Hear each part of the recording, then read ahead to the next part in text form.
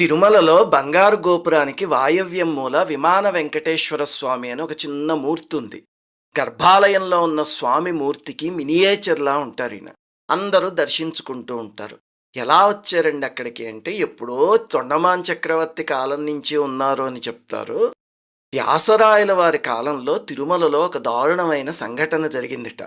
ఆ ప్రాంతాన్ని పరిపాలించే రాజు ఒకాయన ఆవేశంలో ఒక అర్చక స్వామిని ఆలయంలోనే నరికి చంపేట్ట. అప్పుడు ఆలయాన్ని 12 ఏళ్ల పాటు వ్యాసరాయల వారు ముయించేసి, ఆ మూల విరాట్ కళలన్నీ తీసుకొచ్చి విమాన వెంకటేశ్వర స్వామిలో ప్రవేశపెట్టారు. అప్పటినుంచి అందరూ ఆ విమాన వెంకటేశ్వర స్వామిని దర్శించుకోవడం మొదలుపెట్టారు. ఆ తర్వాత వ్యాసరాయల వారు 12 ఏళ్ళు ఆలయంలో ఆరాధన చేసి ఆ పాపాన్ని శమింపజేశారు అని చెప్తారు. అది విమాన వెంకటేశ్వర స్వామి కథ.